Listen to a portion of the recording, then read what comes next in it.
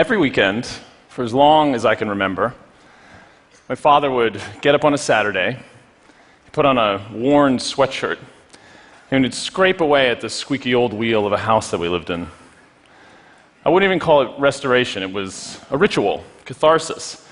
He would spend all year scraping paint with this old heat gun and a spackle knife, and then he'd repaint where he scraped, only to begin again the following year, scraping and rescraping, painting and repainting. The work of an old house is never meant to be done. The day my father turned 52, I got a phone call. My mother was on the line to tell me that doctors had found a lump in his stomach, terminal cancer, she told me, and he had been given only 3 weeks to live. I immediately moved home to Poughkeepsie, New York, to sit with my father on death watch, not knowing what the next days would bring us. To keep myself distracted, I rolled up my sleeves and I went about finishing what he could now no longer complete, the restoration of our old home. When that looming 3-week deadline came and then went, he was still alive. And at 3 months, he joined me. We gutted and repainted the interior. At 6 months, the old windows were refinished. And at 18 months, the rotted porch was finally replaced. And there was my father, standing with me outside, admiring a day's work, hair on his head, fully in remission, when he turned to me and he said, "You know, Michael, this house saved my life." So, the following year, I decided to go to architecture school. But there I learned something different about buildings. Recognition seemed to come to those who prioritized novel and sculptural forms like ribbons or pickles. And I think this is supposed to be a snail. Something about this bothered me. Why was it that the best architects, the greatest architecture, all beautiful and visionary and innovative, is also so rare and seems to serve so very few? And more to the point, with all of this creative talent, what more could we do? Just as I was about to start my final exams, I decided to take a break from an all-nighter and go to a lecture by Dr. Paul Farmer, a leading health activist for the global poor. And I was surprised to hear a doctor talking about architecture. Buildings are making people sicker, he said. And for the poorest in the world, this is causing epidemic-level problems. In this hospital in South Africa, patients that came in with, say, a broken leg to wait in this unventilated hallway walked out with a multi-drug-resistant strand of tuberculosis. Simple designs for infection control had not been thought about, and people had died because of it. Where are the architects, Paul said. If hospitals are making people sicker, where are the architects and designers to help us build and design hospitals that allow us to heal? That following summer, I was in the back of a Land Rover with a few classmates bumping over the mountainous hillside of Rwanda. For the next year, I'd be living in Butaro, in this old guest house, which was a jail after the genocide. And I was there to design and build a new type of hospital with Dr. Farmer and his team. If hallways are making patients sicker, what if we could design a hospital that flips the hallways on the outside and makes people walk in the exterior? If mechanical systems rarely work, what if we could design a hospital that could breathe through natural ventilation and meanwhile reduce its environmental footprint? And what about the patient's experience? Evidence shows that a simple view of nature can radically improve health outcomes. So why couldn't we design a hospital where every patient had a window with a view? Simple, site-specific designs can make a hospital that heals.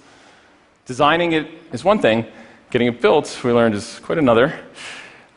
We worked with Bruce Nizet, a brilliant engineer, and he thought about construction differently than I had been taught in school.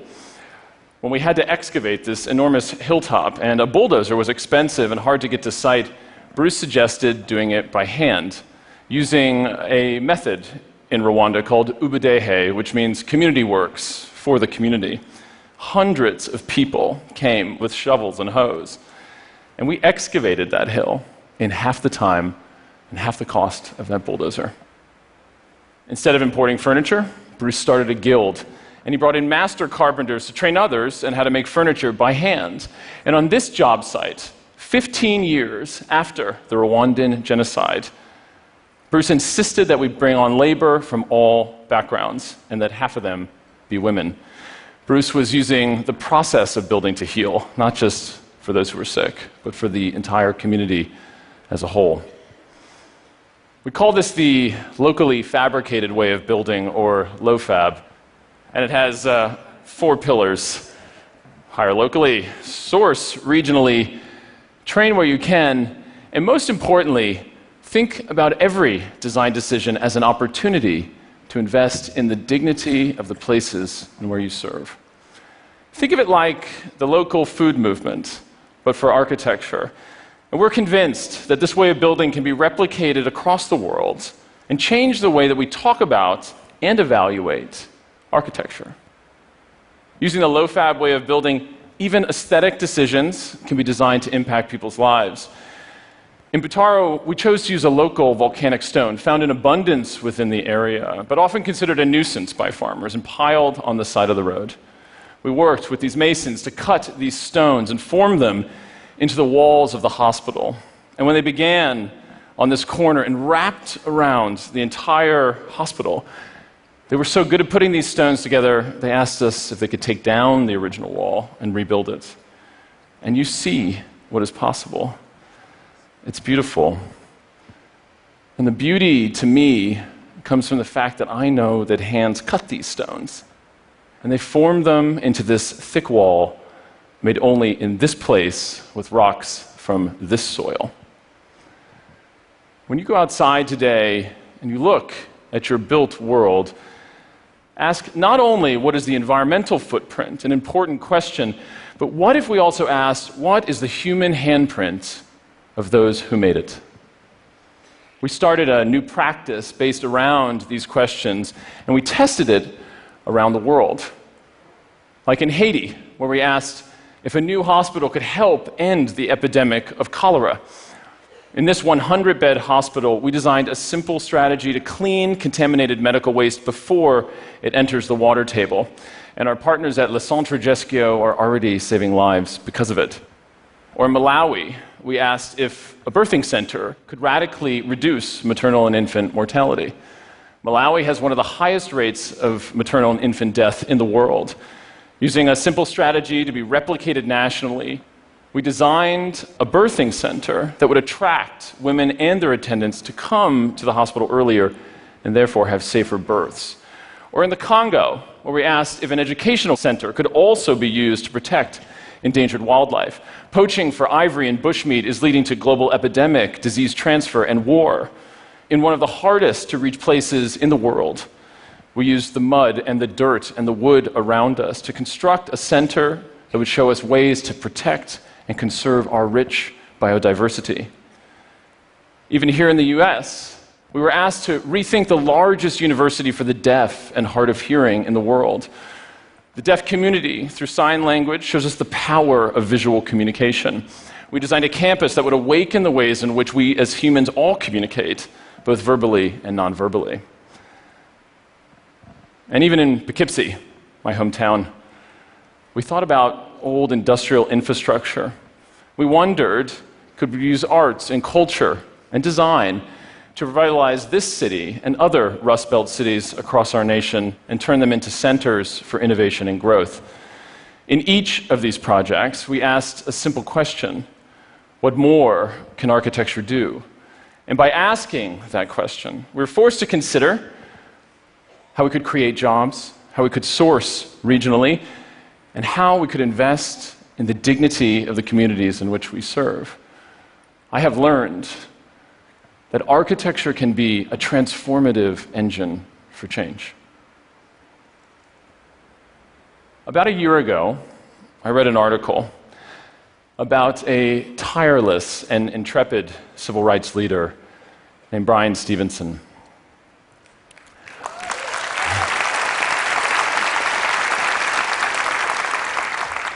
And Brian had a bold architectural vision. He and his team had been documenting the over 4,000 lynchings of African Americans that had happened in the American South. And they had a plan to mark every county where these lynchings occurred and build a national memorial to the victims of lynching in Montgomery, Alabama. Countries like Germany and South Africa, and of course Rwanda, have found it necessary to build memorials to reflect on the atrocities of their past in order to heal their national psyche. We have yet to do this in the United States. So, I sent a cold email to info@equaljusticeinitiative.org. Dear Brian, it said, I think your building project is maybe the most important project we could do in America and change the way we think about racial injustice. By any chance, do you know who will design it? Surprisingly, shockingly, Brian got right back to me and invited me down to meet with his team and talk to them. Needless to say, I canceled all my meetings and I jumped on a plane to Montgomery, Alabama. And when I got there, Brian and his team picked me up and we walked around the city. And they took the time to point out the many markers that have been placed all over the city to the history of the Confederacy, and the very few that mark the history of slavery. And then he walked me to a hill, and it overlooked the whole city. And he pointed out the river and the train tracks where the largest domestic slave trading port in America had once prospered. And then to the Capitol Rotunda, where George Wallace had stood on its steps and proclaimed segregation forever. And then to the very hill below us. And he said, here we will build a new memorial that will change the identity of this city and of this nation. Our two teams have worked together over the last year to design this memorial.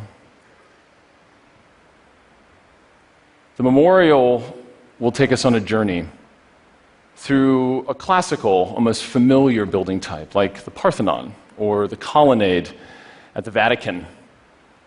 But as we enter, the ground drops below us, and our perception shifts, where we realize that these columns evoke the lynchings which happened in the public square. And as we continue, we begin to understand the vast number of those who have yet to be put to rest, and their names will be engraved on the markers that hang above us. And just outside will be a field of identical columns. But these are temporary columns, waiting in purgatory to be placed in the very counties where these lynchings occurred. Over the next few years, this site will bear witness, as each of these markers is claimed and visibly placed in those counties. Our nation will begin to heal from over a century of silence.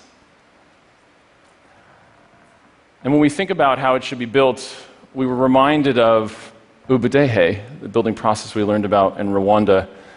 We wondered if we could fill those very columns with the soil from the sites of where these killings occurred. Brian and his team have begun collecting that soil and preserving it in individual jars with family members, community leaders, and descendants. The act of collecting soil itself has led to a type of spiritual healing. It's an act of restorative justice. As one EJI team member noted in the collection of soil from where Will McBride was lynched, if Will McBride left one drop of sweat, one drop of blood, one hair follicle, I pray that I dug it up and that his whole body would be at peace. We plan to break ground on this memorial later this year, and it will be a place to finally speak of the unspeakable acts that have scarred this nation.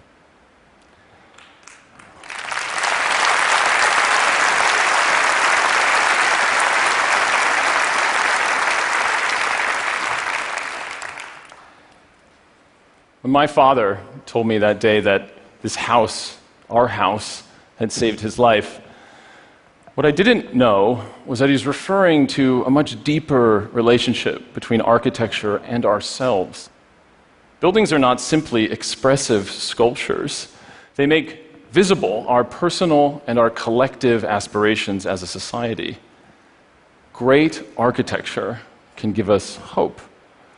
Great architecture can heal. Thank you very much.